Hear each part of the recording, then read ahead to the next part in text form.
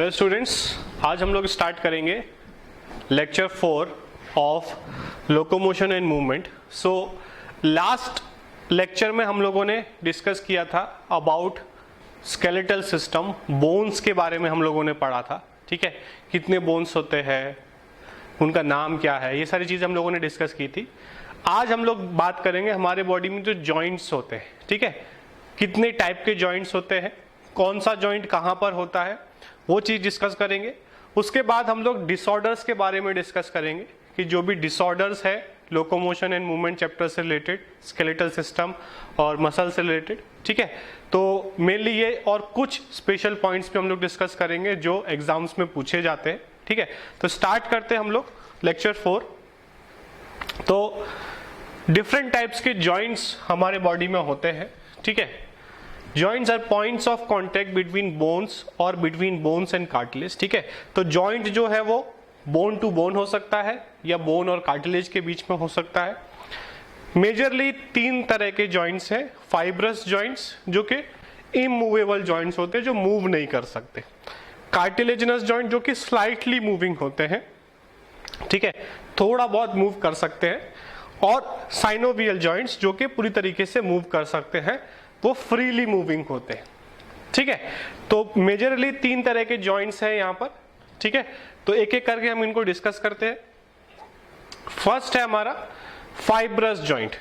These are immovable joints. ठीक है, उसके बाद एग्जाम्पल क्या है, such as between flat skull bones. ठीक है, तो जो स्कल हमने पढ़ा था इसमें बहुत सारे बोन्स थे। ठीक है, जो स्कल हमने पढ़ा था, और बोन्स के बीच में जो है ये इस तरीके से, जैसे बचपन में आप लोगों ने पजल बनाया होगा, पजल को हम जोड़ते थे, तो जो बीच में जो स्पेसेस है जिसके थ्रू ये जुड़े हुए हैं, these spaces are called as सचर्स।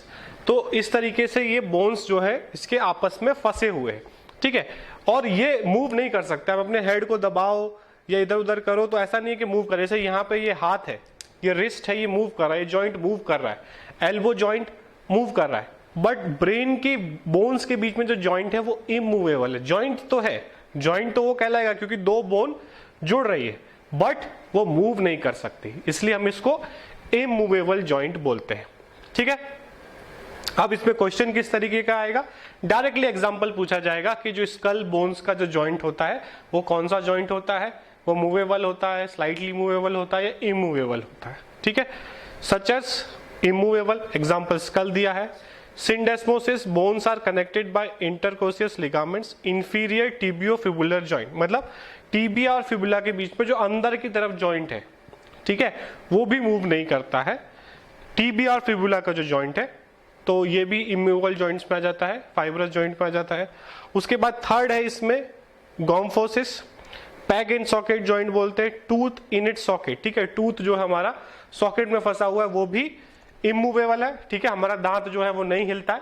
अगर दांत हिल रहा है मतलब आपका जॉइंट गया, वो टूटने वाला है। नॉर्मली हेल्दी पर्सन में जो है वो टूथ सॉकेट जॉइंट जो है वो नहीं मूव करता है, तो वो भी फाइब्रस जॉइंट इमूवेबल जॉइंट में आ गया। ठीक है, तो डायरेक्टली पूछा जा सकता है या इनके कैटेगरी के अकॉर्डिंग पूछा जा सकता है कि इन, जैसे क्वेश्चन आ सकता है कि इन चारों में से कौन सा गॉम्फोसिस जॉइंट है। ठीक है, तो हमको वहां पर ऑप्शन मिलेगा tooth in it socket joint या फिर पैग एंड सॉकेट जॉइंट। ठीक है, सेकेंड कैटेगरी आती है हमारी यहाँ पर कार्टिलेजिनस जॉइंट। ठीक है, ये स्लाइटली मूव कर सकते हैं। जैसे हमारा बैक है, ये जो वर्टिब्रल कॉलम है, हम थोड़ा बहुत बेंड हो सकते हैं। ठीक है, अब पीछे की तरफ आप बेंड नहीं हो सकते। ठीक है, इसको आगे की तरफ बेंड कर सकते हो, पीछे की तरफ थोड़ा बहुत ये स्लाइटली मूवेबल है। ठीक है, एल्बो जितना इतना मूवमेंट नहीं है, जैसे ये आप देख रहे हो ये पूरा ऐसे मूवमेंट है, वैसा वर्टिब्रल कॉलम में इतना मूवमेंट नहीं हो सकता, बट हाँ मूव करता है। मैं आगे भी झुक सकता हूँ, पीछे झुक सकता हूँ, स्लाइटली वो मूव करेगा। ठीक है, bones are joint together with the help of cartilage. ठीक है, तो जो बोन्स है इसमें वो कार्टिलेज के थ्रू जॉइन होते हैं। हर 2 वर्टिब्रल कॉलम के बीच में एक कार्टिलेज का डिस्क होता है। ठीक है, वो डिस्क 2 वर्टिब्रल कॉलम को जो है वो जॉइन करके रखता है और सपोर्ट करता है। और जो आप लोगों ने सुना होगा, बहुत सारे ओल्ड एज में लोगों को स्लिप डिस्क का डिजीज हो जाता है। ठीक है, स्लिप डिस्क मतलब उन लोगों को बैक में बहुत प्रॉब्लम रहता है, वो कोई भारी सामान नहीं उठा सकते, वो ज़्यादा झुक नहीं सकते, वो स्लिप डिस्क क्या होता है, दो वर्टिब्रा के बीच में, जो हमारे वर्टिब्रल कॉलम है उसके दो वर्टिब्रा के बीच में जो कार्टिलेज का डिस्क है, ठीक है, जो उसको सपोर्ट करता है, वो जो है अपनी जगह से मूव कर जाता है, या जब फिर वो घिस जाता है ओल्ड एज में। जब वो घिस जाएगा तो क्या होगा, दो वर्टिब्रा आपस में जब हम मूव करेंगे तो वो घिसने लगेंगे, फ्रिक्शन होगा और उसकी वजह से पेन वहां पर स्टार्ट हो जाता है, ठीक है, उसी को हम स्लिप डिस्क बोलते हैं। इसके एग्जांपल क्या है, joints between adjacent vertebra, vertebras के बीच में जो भी जॉइंट्स है वो कार्टिलेजस जॉइंट कहलाता है, ठीक है। उसके बाद प्राइमरी, इसको भी दो पार्ट में डिवाइड किया है, प्राइमरी और सेकेंडरी। यहाँ पर हाइलिन कार्टिलेज जॉइंट्स है, after certain age the cartilage is replaced by bone, joint between epiphysis and shaft, ठीक है। शाफ्ट और एपिफाइसिस के बीच में जो जॉइंट है उसको हम लोग प्राइमरी कार्टिलेजस जॉइंट बोलेंगे। Secondary fibro cartilaginous joint, here white fibro cartilage और hyaline cartilage present between two bones at joint, ठीक है। जैसे सिम्फाइसिस प्यूबिस है, इंटरवर्टिब्रल डिस्क है बिटवीन रिब एंड स्टर्नम, ठीक है। तो सेकेंडरी, प्राइमरी और सेकेंडरी दोनों के एग्जांपल यहाँ दिए हुए हैं। डायरेक्टली पूछा जाएगा कि इन चारों में से प्राइमरी कार्टिलेजन जॉइंट कौन सा है, तो उसमें हमको ये वाला, अगर पूछा जाएगा कि प्राइमरी कार्टिलेजस जॉइंट का एग्जांपल क्या है, तो हमको ये वाला एग्जांपल वहां पर जो है देखने को मिलेगा। उसी तरीके से अगर सेकेंडरी का पूछा जाएगा तो हमको इनमें से कोई एक जो है एग्जांपल वहां पर देखने को मिलेगा, ठीक है। तो ये तीनों जो है वो सेकेंडरी है। तो ऑड वन आउट पूछा जा सकता है, चार दिए हैं, ये भी दिया है और ये भी दिए हैं, तो पूछा जाएगा इन चारों में ऑड वन आउट कौन सा है, तो ये तीनों सेकेंडरी है और ये प्राइमरी है, तो ये ऑड वन आउट हो जाएगा। इस तरीके का पूछा जा सकता है। थर्ड टाइप है हमारे साइनोवियल जॉइंट्स, जिनको हम मूवेबल जॉइंट्स भी बोलते हैं। They are characterized by the presence of a fluid filled synovial cavity between articulating surface of the two bones, ठीक है। तो आप देख रहे हो यहाँ पर ये एक बोन है, ठीक है, ये एक बोन है पूरा, ठीक है, और ये एक दूसरा बोन है। यहाँ पर आप देख रहे हो कि दोनों के बीच में यहाँ पर एक फ्लूइड भरा हुआ है, ठीक है, ये फ्लूइड भरा हुआ है यहाँ पर, ये जो दिख रहा है इसको हम बोलते हैं साइनोवियल फ्लूइड, ठीक है। ये साइनोवियल फ्लूइड क्या करता है, ये साइनोवियल फ्लूइड जो है वो इन दोनों बोन्स के बीच में फ्रिक्शन ना लगे, ठीक है। जब ये मूव करेंगे, जैसे मान लो हमारा नी है, एल्बो है, उनके बीच में फ्रिक्शन ना लगे, उसके लिए ये फ्लूइड होता है, ठीक है। आर्थराइटिस के केस में या रूमेटॉइड आर्थराइटिस के केस में क्या होता है, ये फ्लूइड कम हो जाता है, बोन्स के बीच में स्पेस कम हो जाता है और वो आपस में घिसने लगते हैं और पेन होना स्टार्ट हो जाता है जॉइंट्स में, ठीक है।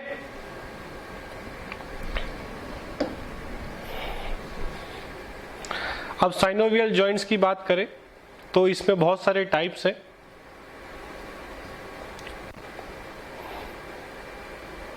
फर्स्ट है हमारा बॉल एंड, ये वापस चला जा रहा है, हाँ, फर्स्ट है ball and socket joint. Example क्या है, शोल्डर जॉइंट और हिप जॉइंट, ठीक है, शोल्डर और हिप के बीच में होगा। उसके बाद हिंज जॉइंट कहां पर देखने को मिलेगा हमें, knee joint, elbow joint, ankle joint. यहाँ पर हम देख रहे हैं एल्बो, नी, ठीक है, और एंकल जॉइंट, ये सारे कौन से हैं, हिंज जॉइंट। उसके बाद पाइवट में joint between Atlas and axis. Atlas और एक्सिस क्या है, वर्टिब्रल कॉलम के फर्स्ट और सेकंड वर्टिब्रा को हम एटलस और एक्सिस बोलते हैं। सबसे ऊपर वाला एटलस, ठीक है, ये जो गर्दन में पीछे की तरफ जो गर्दन में होगा सबसे ऊपर वर्टिब्रल कॉलम का वर्ट इज एटलस, और दूसरा होता है एक्सिस। तो फर्स्ट और सेकंड के बीच में जो जॉइंट होता है वो पाइवट जॉइंट होता है। रेडियो उल्नर जॉइंट, रेडियस और उल्ना के बीच में जो जॉइंट है वो पाइवट जॉइंट कहलाएगा। उसके बाद gliding joint between carpals and tarsals, ठीक है, कार्पल्स और टार्सल्स के बीच में जो जॉइंट्स है, कार्पल्स मतलब हाथ वाले, ठीक है, और टार्सल्स मतलब पैर वाले, जो उंगलियों के बीच में जो जॉइंट्स हैं ये, उनको हम बोलेंगे ग्लाइडिंग जॉइंट। उसके बाद saddle joint, joint between carpal and metacarpal of thumb, ठीक है, थंब का जो जॉइंट है यहाँ पर, ये जो जॉइंट है ये कहलाएगा मेटाकार्पल, और ये जो ये है ये थंब का कार्पल है। ये जो जॉइंट है ये ग्लाइडिंग जॉइंट नहीं है, ये सैडल जॉइंट है। तो हमको याद रखना है थंब वाला जो जॉइंट है दैट इज सैडल जॉइंट। तो सबके एग्जाम्पल पूछे जाएंगे डायरेक्टली, ठीक है, कि बॉल एंड सॉकेट जॉइंट, इन चारों में से बॉल एंड सॉकेट जॉइंट कौन सा है, या फिर एल्बो जॉइंट है वो कौन सा टाइप का जॉइंट है, या फिर रेडियोलर जॉइंट है वो किस तरह का जॉइंट है, थंब में जो जॉइंट है वो किस तरह का जॉइंट है। इस तरह के क्वेश्चन आपको देखने को मिलेंगे, तो ये आपको नोट करना है और याद करना है, ठीक है। उसके बाद आते हैं हमारे डिसऑर्डर्स, ठीक है। इस चैप्टर से रिलेटेड जो भी डिसऑर्डर्स है मसल्स और स्केलेटल सिस्टम से रिलेटेड, वो हम लोग देख लेते हैं। फर्स्ट है हमारा माइस्थीनिया ग्रेविस। ये हम लोगों ने पहले भी एक चैप्टर में डिस्कस किया हुआ है। माइस्थीनिया ग्रेविस क्या है? It is auto immune disorder. Auto immune disorder क्या होता है? जब हमारा ही इम्यून सिस्टम हमारे ही कुछ सेल्स के अकॉर्डिंग सेल्स के अगेंस्ट काम करने लगता है, हमारे ही सेल्स को मारने लगता है, चाहे वो मसल के सेल्स हो या न्यूरॉन्स हो, ठीक है। उसके थ्रू जो ये डिसऑर्डर होता है उसको हम बोलते हैं immune disorder, auto immune disorder. It affects neuromuscular junction. कहाँ पर एक्ट करता है ये?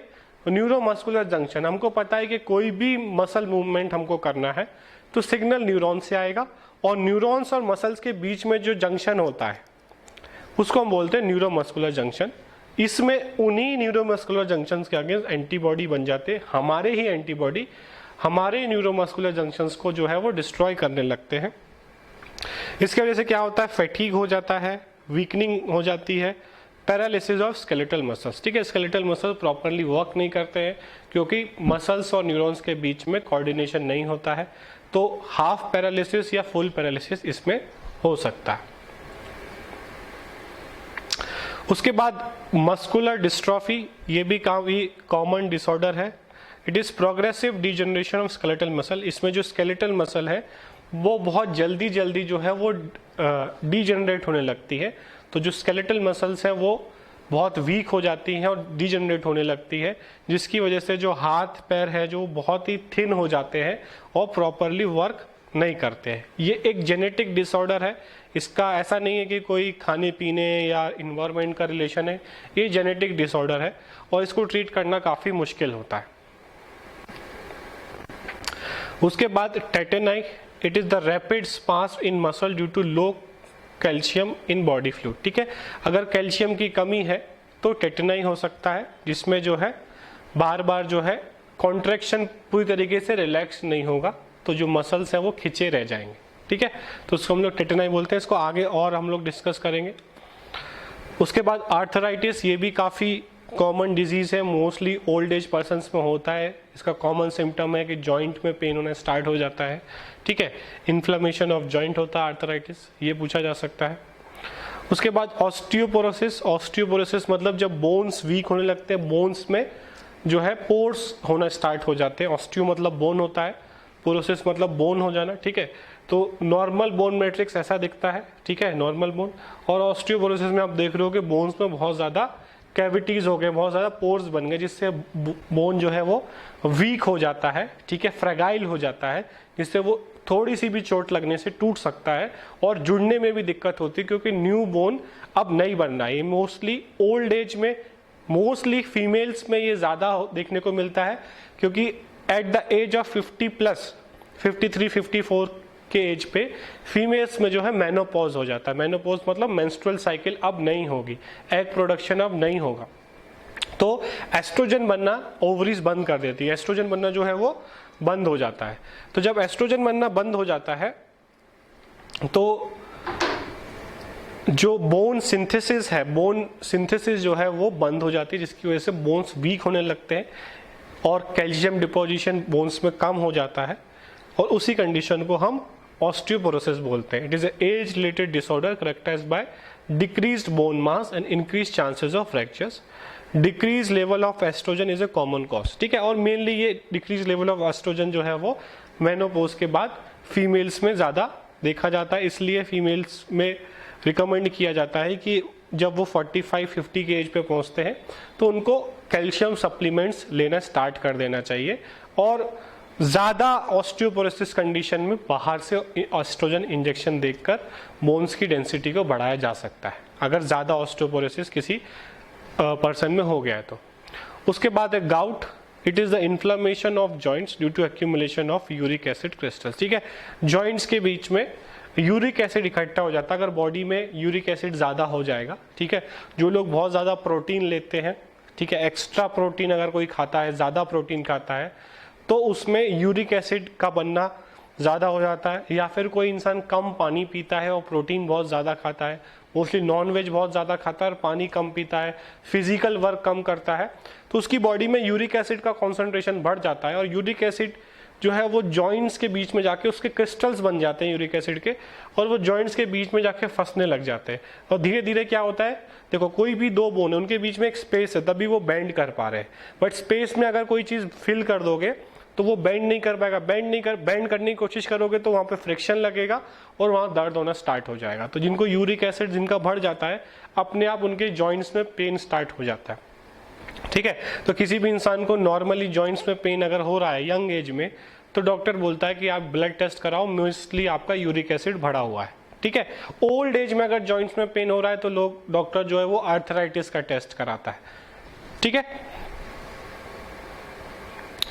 उसके बाद टेटेनिक कंडीशन जो हम लोगों ने डिस्कस किया, it is sustained muscle contraction due to rapid series of impulse during this relaxation of muscle does not take place, ठीक है। तो टेटेनिक कंडीशन क्या है कि मसल जो है वो कॉन्ट्रैक्ट तो हुई पर रिलैक्स नहीं हो पाई, ठीक है। It is due to hypocalcaemia, calcium की कमी से हो सकता है, हार्मोनल डेफिशिएंसी की वजह से हो सकता है, हार्मोन प्रॉपर नहीं है बॉडी में। दूसरा होता है टेटेनस। टेटेनाई और टेटेनस में कंफ्यूज नहीं करना है।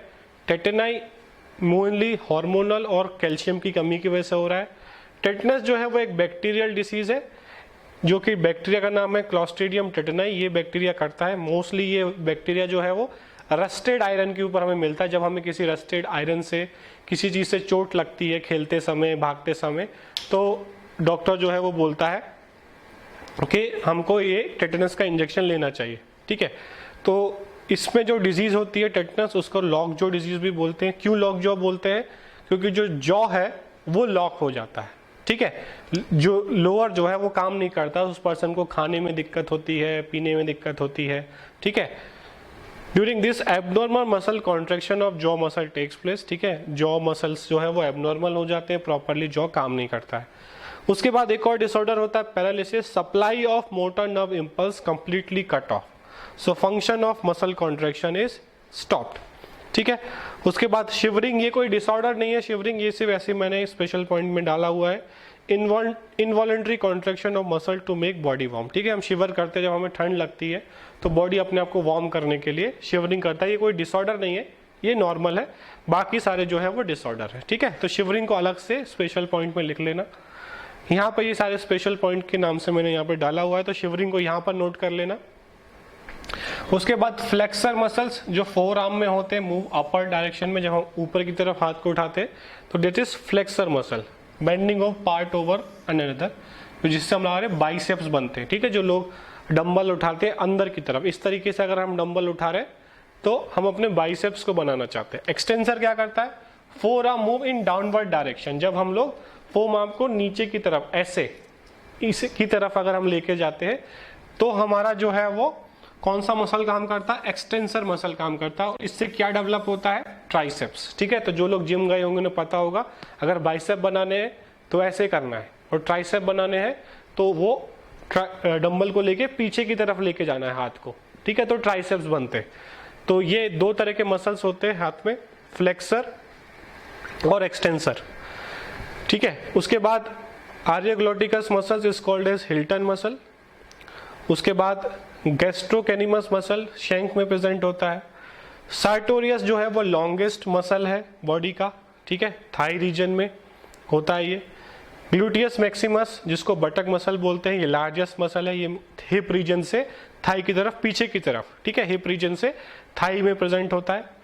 स्टेपिडस स्मॉलेस्ट मसल, ये मिडिल ईयर में होता है। स्टेप्स हम लोगों ने पढ़ा सबसे छोटा बोन होता है और उसके साथ ये जुड़ा होता है स्मॉलेस्ट मसल, ठीक है।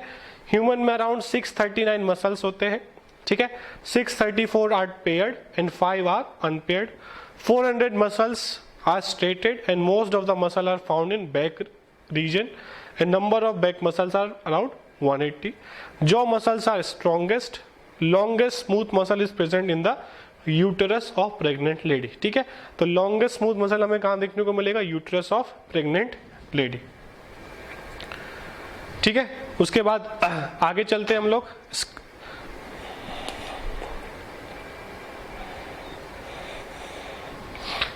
एक्साइटेबिलिटी, ठीक है, क्या होता है, कंडक्टिविटी क्या होता है, कॉन्ट्रैक्टिबिलिटी क्या होता है, ये आप लोग देख सकते हो। ठीक है, एक्साइटेबिलिटी क्या है, muscle respond to stimulus. Conductivity मतलब वो जो स्टिमुलस मिला है उसे वो बाकी के मसल फाइबर में पहुंचाएगा। कॉन्ट्रैक्टिबिलिटी आपको पता है, on being stimulated muscle fibres contract and shorten following bye relaxation.